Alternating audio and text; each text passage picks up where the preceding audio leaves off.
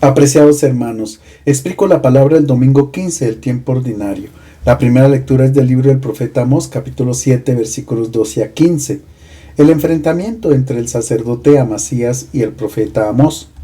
Cuando murió Salomón, más o menos por el año 931 a.C., lo sucedió en el trono su hijo Roboam, pero este quiso ser cruel con su pueblo. Entonces los habitantes de la parte norte del país hicieron una asamblea en Siquem y proclamaron rey de su territorio a Jeroboam, hijo de Nebat, de la tribu de Efraín.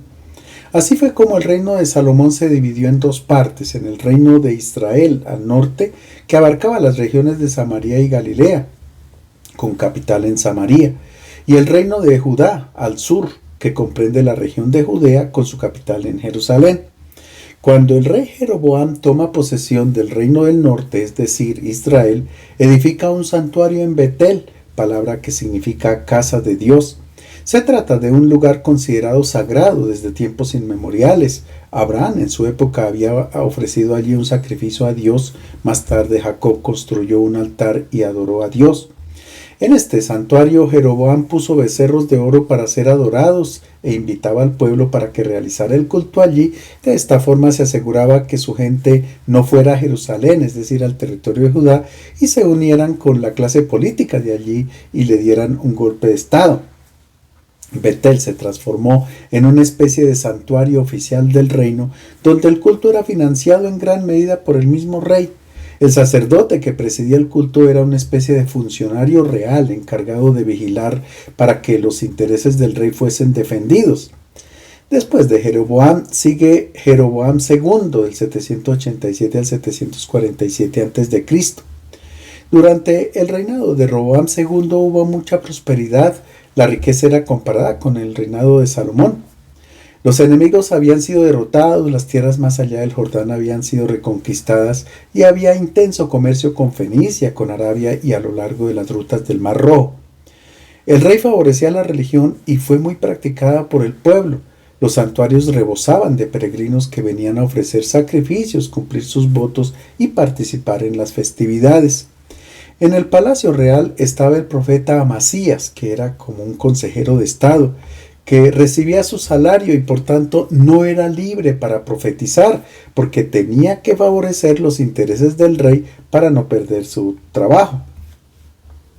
Por su parte, el profeta Amós había nacido en Tecoa, a 10 kilómetros al sur de Belén, es decir, en territorio de Judá. El profeta fue enviado por Dios a predicar en el reino del norte, es decir, en el reino de Israel, y por eso llega al santuario de Betel. Amós es un campesino que vive casi siempre al aire libre, pastoreando su ganado y cultivando sus tierras. Amós, en vez de alegrarse por la prosperidad y la paz que reinaban en todas partes, comenzó a lanzar ofensas contra el rey, atacaba la práctica religiosa y el modo de vivir y de actuar de las clases dominantes, los terratenientes y comerciantes. El profeta denunciaba el bienestar del que gozaban unos cuantos privilegiados y era pagado a un alto precio por los pobres del país.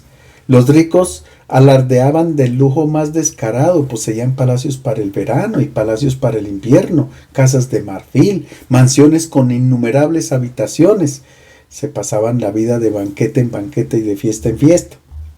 La riqueza de estas personas era el fruto de la opresión y de la explotación de los pobres. Provenía del abuso contra los jornaleros y campesinos débiles e indefensos.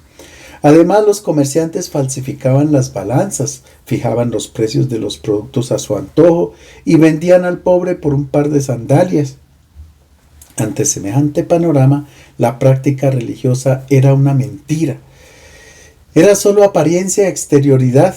A Dios le repugnaban las oraciones, el culto, el incienso y los holocaustos si no se ponía fin a las desigualdades escandalosas, a los robos y a la violencia. Además de denunciar la injusticia social, Amós profetizaba la deportación del pueblo a Babilonia. El mensaje de Amós impactaba la política internacional. Y esto no le gusta para nada a Amasías, el profeta asalariado del rey, quien se estremece y se preocupa porque teme la reacción de Jeroboam II y le manda a decir: Amós conspira contra ti en medio de la casa de Israel, ya no puede la tierra de Israel soportar todas sus palabras. Porque Amós anda diciendo: a espada morirá Jeroboam e Israel será deportado de su suelo. Para silenciar al pastor de Tecoa, Amasías en primer lugar lo denuncia ante el rey y luego se enfrenta directamente a él. En aquellos días, Amasías, sacerdote del santuario de Betel, que quiere decir casa de Dios, dijo a Amós: vidente, vete y refúgiate en tierra de Judá, come allí tu pan y profetiza allí. No vuelvas a profetizar en casa de Dios en Betel, porque es el santuario real, el templo del país. Respondió Amós: no soy profeta ni hijo de profeta, sino pastor y cultivador de higos. El Señor me sacó de junto al rebaño y me dijo: ve y profetiza a mi pueblo de Israel. En el enfrentamiento entre el sacerdote Amasías y el profeta Amós se evidencia la complicidad entre el trono real y la religión, ligados por intereses mutuos. Para Amasías, la tarea de la religión es proteger y legitimar los intereses del rey, y a cambio el rey sustenta el santuario. En esta perspectiva, la denuncia de Amós suena a rebelión contra los intereses enlazados entre el poder y la religión. El sacerdote Amasías le pide a Amós dejar el santuario y volver a su tierra para comer allí su pan. La respuesta de Amós deja claro que el profeta es un hombre libre, que no actúa por intereses humanos, sino por mandato de Dios. La iniciativa de ser profeta no fue suya. Dios es el que vino a su encuentro, interrumpió la normalidad de su vida y le llamó para la misión.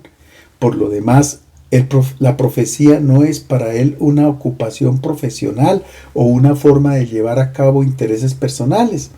Amós es profeta porque Dios, con una fuerza irresistible, lo tomó y lo envió a Israel. Él es un pastor pobre pero independiente. Puede decir lo que piensa. No tiene nada que perder, nada que defender. No debe nada a nadie.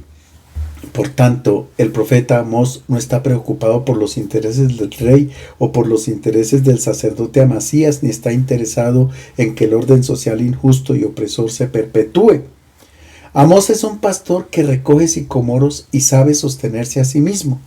Él ha sido llamado para ser la voz del Señor y solo le interesa cumplir la misión que Dios le ha confiado. Amós no puede ni quiere quedarse callado. Su misión tiene autoridad por sí misma porque viene de Dios, que es infinitamente mayor que el rey. Revestido de autoridad, Amós anuncia más adelante el castigo para el rey, para Amasías y para toda la nación infiel. En efecto, pasaron unos años y Samaria, la capital, cayó bajo la furia del ejército asirio. Así terminó el banquete de los libertinos, como había predicho Amós. Jesús, en el Evangelio de hoy, pide a sus discípulos que sean como Amós, es decir, que sean pobres para que puedan libremente anunciar su palabra. La segunda lectura es de la carta a los Efesios, capítulo 1, versículos 3 a 14. Es un canto de alabanza y acción de gracias a Dios. La carta a los Efesios es un escrito atribuido a Pablo, pero compuesta por un discípulo suyo hacia los años 90 después de Cristo. Las comunidades de Asia Menor reconocieron en este discípulo al fiel guardián del pensamiento y espíritu de Pablo. De este modo, haciendo referencia a su autoridad y permaneciendo fiel a la tradición apostólica, dieron una respuesta adecuada a los problemas teológicos surgidos en su tiempo. La carta comienza con un largo himno de alabanza a Dios por las maravillas que ha realizado a favor de la humanidad. La bendición es la más característica de las oraciones judías. En cualquier momento del día, el israelita piadoso piensa en las intervenciones de Dios a favor de su pueblo, recuerda los beneficios otorgados y le da gracias pronunciando bendiciones. La bendición de la carta a los Efesios es un himno conmovedor surgido del corazón de un cristiano de Asia Menor que era cantado durante las celebraciones litúrgicas y fue conservado para nosotros por el autor de la carta. Bendito sea Dios Padre nuestro Señor Jesucristo, quien por medio de Cristo nos bendijo con toda clase de bendiciones espirituales del cielo. Por Él, antes de la creación del mundo, nos eligió para que por el amor fuéramos consagrados e irreprochables en su presencia. Él nos predestinó a ser sus hijos adoptivos por medio de Jesucristo conforme al beneplácito de su voluntad, para alabanza de la gloriosa gracia que nos otorgó por medio de su Hijo muy querido. Por Él, por medio de su sangre, obtenemos el rescate, el perdón de los pecados. Según la riqueza de su gracia, derrochó en nosotros toda clase de sabiduría y prudencia, dándonos a conocer el misterio de su voluntad, establecido de antemano por decisión suya, que se realizaría en Cristo en la plenitud de los tiempos, que el universo, lo celeste y lo terrestre, alcanzaran su unidad en Cristo, por medio de Él y tal como lo había establecido, el que ejecuta todo según su libre decisión, nos había predestinado a ser herederos, de modo que nosotros, los que ya esperábamos en Cristo, fuéramos la alabanza de su gloria. Por Él, también ustedes, al escuchar el mensaje de la verdad, la buena noticia de la salvación, creyeron en Él y fueron marcados con el sello del Espíritu Santo prometido, quien es garantía de nuestra herencia y prepara la redención del pueblo que Dios adoptó para la alabanza de su gloria. La oración comienza con una alabanza al Señor, que ya no es llamado el Dios de Abraham, de Isaac y de Jacob, sino el Padre de nuestro Señor Jesucristo. Se le bendice porque, habiéndonos incorporado a Cristo, nos ha hecho partícipes de toda bendición espiritual. Las bendiciones prometidas a los patriarcas eran materiales.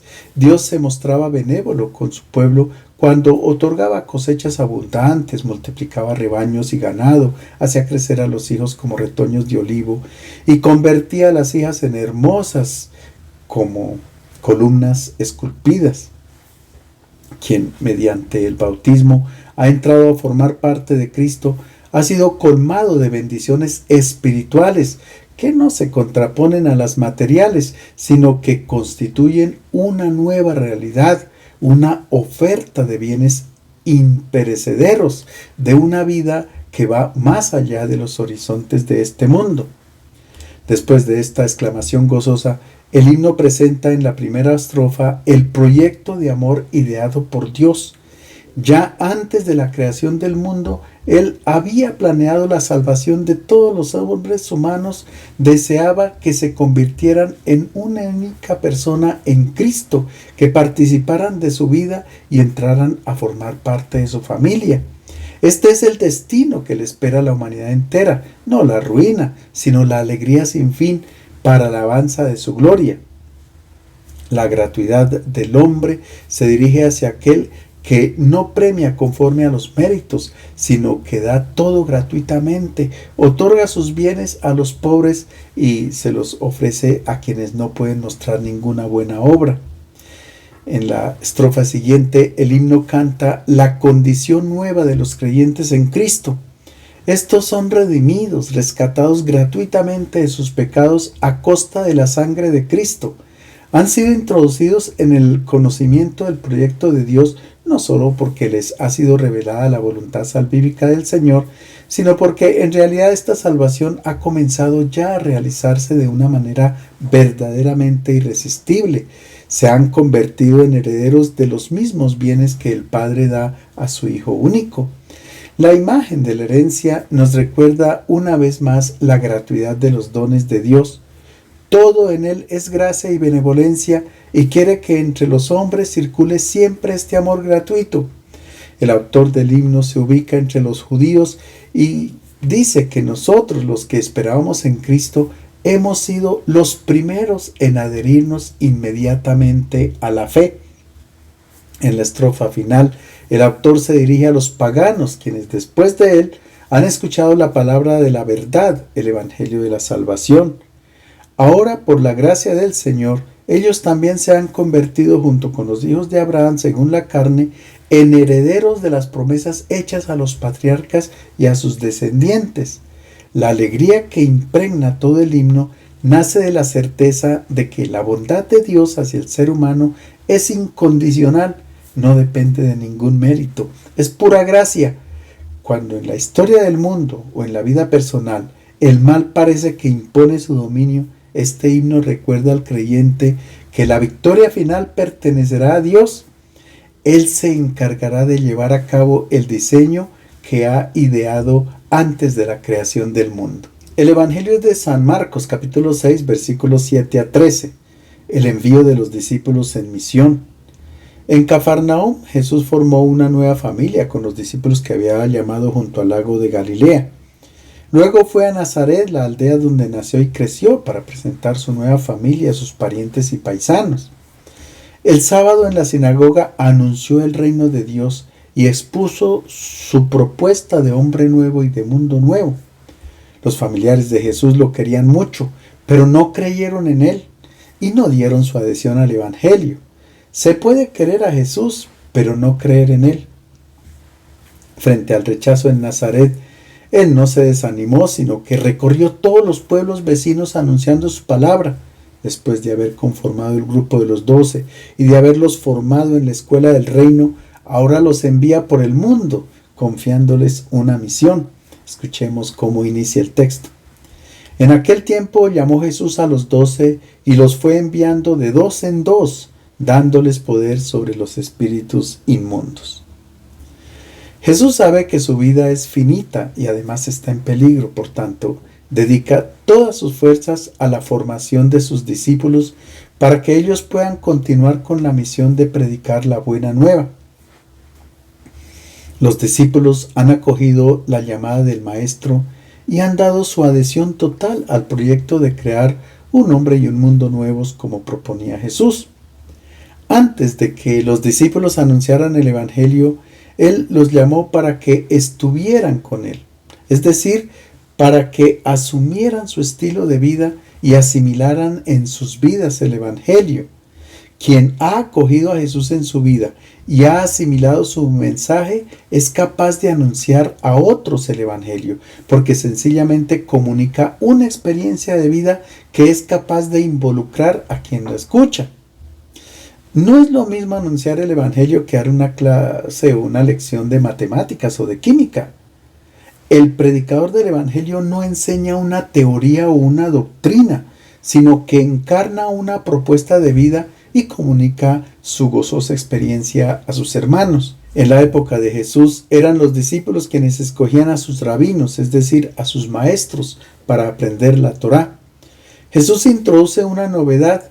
Es Él quien llama a sus discípulos, los forma y los envía para que anuncien el mensaje del Evangelio por todas partes sin esperar que alguien los busque. En el grupo de los discípulos de Jesús había judíos y griegos, jóvenes y adultos, casados y solteros. Era un grupo inclusivo y Jesús envía a todos en misión. Él no escoge a ciertas personas para el envío misionero, sino a todos. Hoy también la misión no es exclusiva, no es únicamente para sacerdotes, religiosas o religiosos, sino para toda persona que después de acoger a Cristo en su vida se identifica como su discípulo.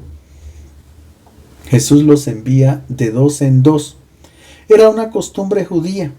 Cuando se mantenía el contacto entre las diferentes sinagogas, no se enviaba a una sola persona, sino dos, porque era la manera de significar que eran personas creíbles y que el testimonio era confiable. En el Nuevo Testamento encontramos frecuentemente estas binas, Pedro y Juan, que van juntos al templo después de Pascua. En Antioquía envían a Bernabé y Saulo, luego a Bernabé con Marcos, Pablo y Silas, Pablo y Timoteo. Es que dos personas ya forman una comunidad. Quien anuncia el Evangelio se hace mensajero de una comunidad, parte de una iglesia. No es como el hinduismo o el budismo o las prácticas ascéticas que proponen una liberación propia, una perfección espiritual para establecer un equilibrio interior. Estas prácticas se pueden vivir en el aislamiento, en completa soledad, pero el reino de Dios se vive en comunidad, no es algo intimista, no es una experiencia espiritual egoísta. El misionero representa a una comunidad. Es enviado por una comunidad en sintonía con los pensamientos y sentimientos de una comunidad. La iglesia no es un grupo de amigos que los atrae la simpatía, sino de hermanos. Los amigos se escogen, los hermanos no. Nosotros somos responsables de escoger nuestras amistades, pero no escogemos nunca a nuestros hermanos. En la comunidad, el amor incondicionado de Cristo nos une a todos como hermanos.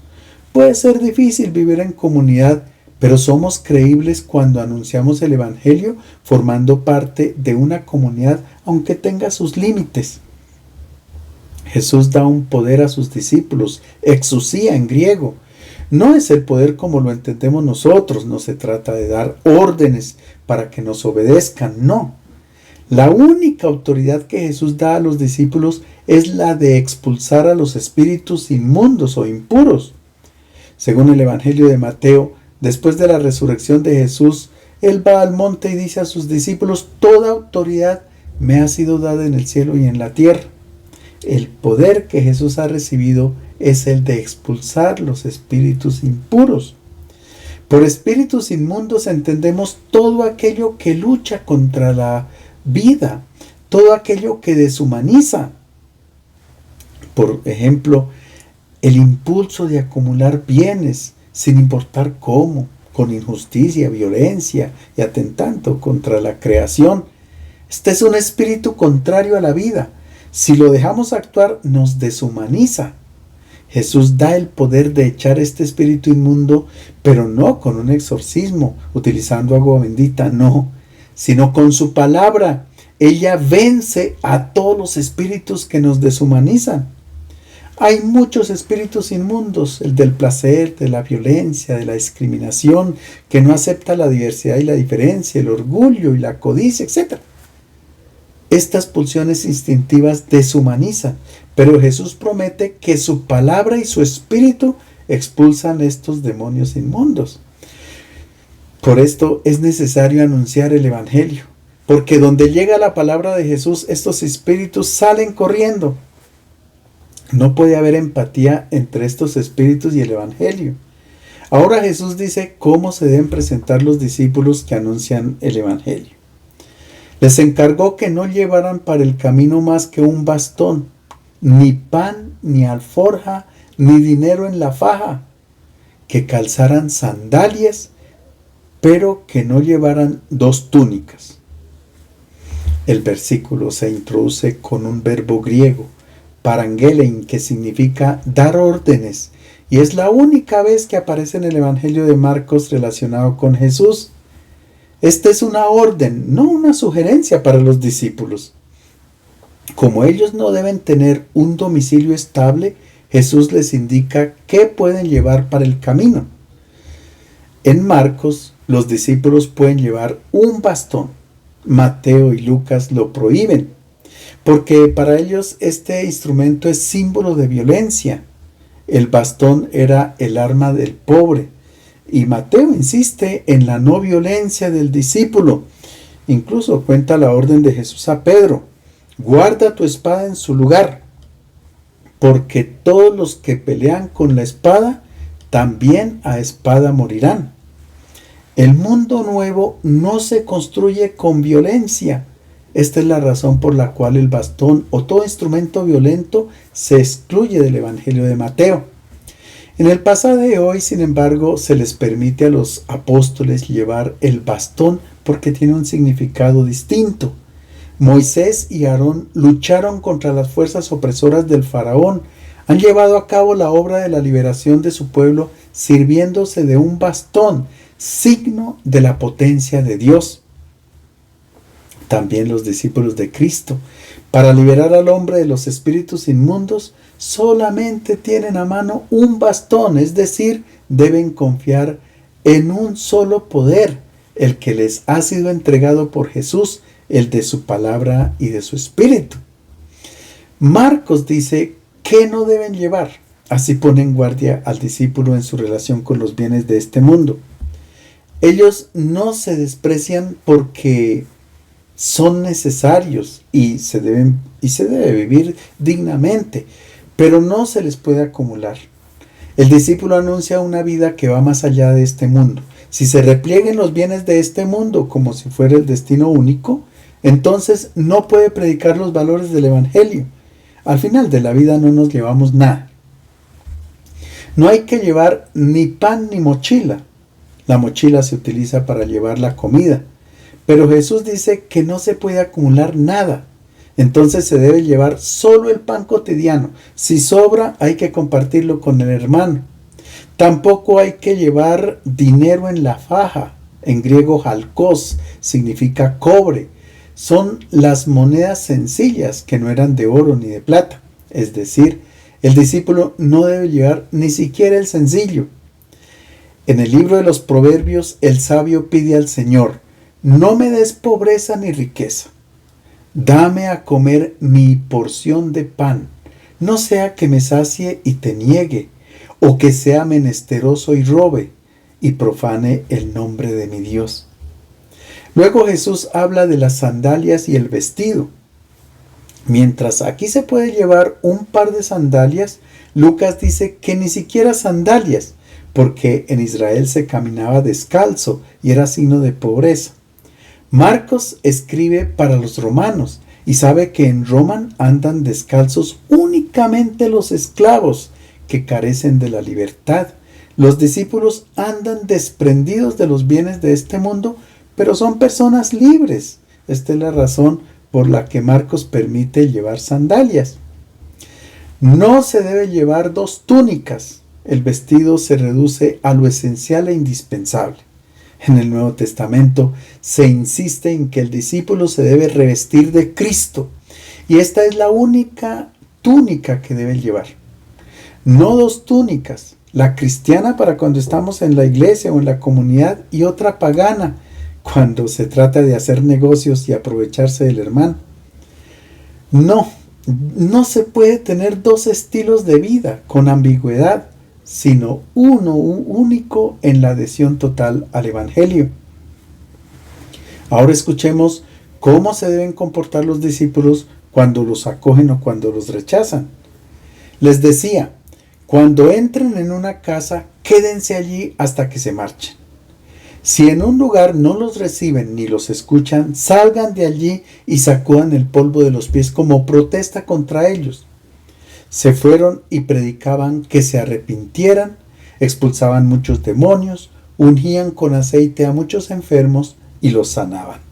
Los discípulos no pueden esperar a que la gente venga hacia ellos. Son ellos los que deben buscar a las personas en sus propios ambientes. Pero el discípulo puede ser acogido o rechazado, por tanto Jesús da indicaciones. Cuando entren en una casa, permanezcan allí. No es que se visite una sola familia y allí termine la misión sin ir donde otras, no. Este no es el significado.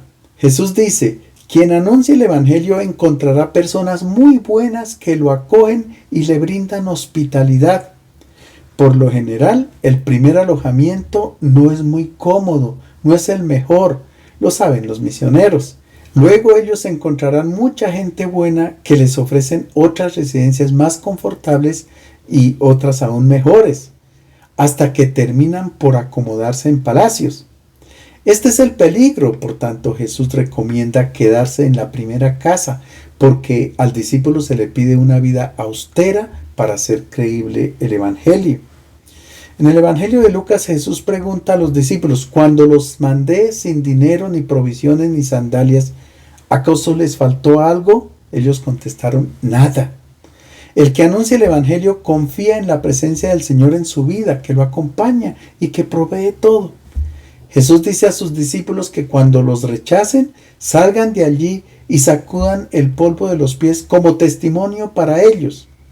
Este gesto lo hacía un israelita cuando entraba en su patria, después de haber visitado la tierra pagana. Jesús le da un significado distinto. Ya no es el rechazo de los paganos o de quien no acepta el mensaje evangélico, sino es un testimonio a favor de ellos. Significa un respeto profundo por la persona que recibe el mensaje. No se puede sofocar a las personas imponiendo la propia fe o la razón. No. Es una propuesta de vida a la cual se adhiere por amor, es decir, en plena libertad. Los discípulos son enviados a anunciar el Evangelio, no a entablar una batalla de propuestas ideológicas. No tiene sentido un debate donde uno grita más que el otro. Así no se anuncia el Evangelio. Porque el objetivo no es aumentar el número de adeptos, sino que es anunciar fielmente la palabra de Cristo, encarnándola con la propia vida. Los frutos no dependen del misionero, sino del tipo de terreno sobre el que cae la semilla del Evangelio. Sacudir el polvo de las sandalias tiene otro significado, y es que cuando se visitan los paganos es inevitable que un poco de paganismo se le pegue al misionero, y cuando se vuelva a casa, este polvo, este paganismo debe ser sacudido, eliminado. El Evangelio termina diciendo que los discípulos predicaban la conversión, es decir, invitaban a dejar el modo de vivir pagano y a acoger el mundo nuevo propuesto por Cristo. Y además expulsaban muchos demonios, porque donde llega el Evangelio, los espíritus inmundos salen corriendo, y de este modo se establece una sociedad que es realmente humana, compuesta por hijos de Dios con una vida de verdaderos hermanos. Les deseo un feliz domingo.